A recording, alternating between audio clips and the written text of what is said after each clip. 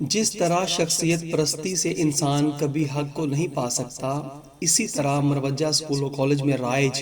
سازشی نظام تعلیم سے بندہ کبھی انسان نہیں بن سکتا۔ اہل علم جانتے ہیں عمل تو علم کا محتاج ہوتا ہے، اور جب علم غلامانہ فکر و عمل سے مزین ہو تو آزاد نہیں غلام پیدا ہوا کرتے ہیں، انسان نہیں انسانیت کے قاتل پیدا ہوتے ہیں۔ سازشی نظام تعلیم کے یہ اثرات ہی تو ہیں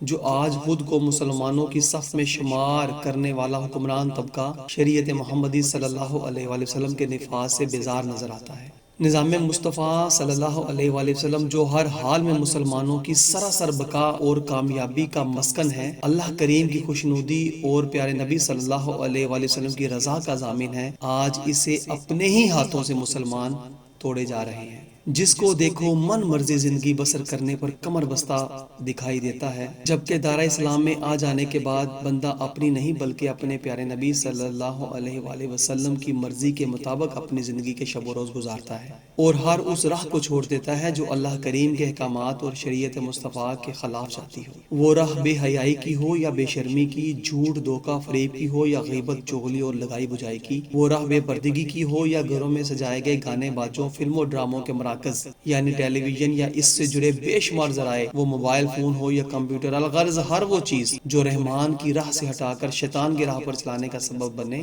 اس راہ کو مسلمان اختیار نہیں کرتے بلکہ ترک کر دیتے ہیں، چھوڑ دیتے ہیں۔ ان راہوں پر چل کر نہ ہم اللہ کریم اور محبوب کریم صلی اللہ علیہ وآلہ وسلم کو راضی کر سکتے ہیں اور نہ ہی دنیا اور آخرت میں کامیابی حاصل کر سکتے ہیں۔ لہٰذا ہمیں ہوش کے ناخن لینا ہوں گے اور اپنے مسلمان ہونے پر خود کو یقین دلانا ہوگا، اس روشن حقیقت کے ساتھ کہ ہم دین اسلام کو ضابطہ حیات سمجھتے ہیں۔ ہمارا ایمان ہے کہ ہمارا دین حق ہی ہمیں دونوں جہاں میں کامیابی دلا سکتا ہے۔ اگر ہم دین حق کو تھام کر اس کے منع کیے ہوئے امور اور اس کے ادا کیے جانے والے کاموں پر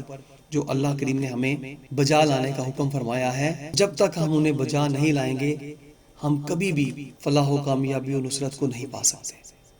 لہٰذا ہمیں کچھ بھی کرنے سے پہلے اپنے ضابطہ حیات، دستور حیات یعنی اللہ کریم کے احکامات اور سنت رسول صلی اللہ علیہ وآلہ وسلم اور صحابہ کرام کی راہوں پر چل کر ہی کامیابی کو پا سکتے ہیں۔ اور ایک خاص بات وہ یہ کہ یہ سب ہمیں ہی کرنا ہے۔ جانتے ہیں کیوں؟ اس لیے کہ ہم سب مسلمان ہیں اور مسلمان ہی کا ایمان ہوتا ہے کہ ہمارا دین اسلام ایک مکمل ضابطہ حیات ہے۔ تو ہم جب تک سچے دل کے ساتھ خود سے یہ وعدہ کریں، آئیے آج ہم سچے دل کے ساتھ خود کے ساتھ یہ وعدہ کرتے ہیں کہ آئندہ سے ہم جو کچھ بھی کریں گے یا جو کچھ بھی کر رہے ہیں وہ اپنے دین اسلام کی تعلیمات کی روشنی میں یعنی علماء حق سے پوچھ کر سر انجام دیں گے، وہ اس لیے کہ ہم لوگ مسلمان ہیں۔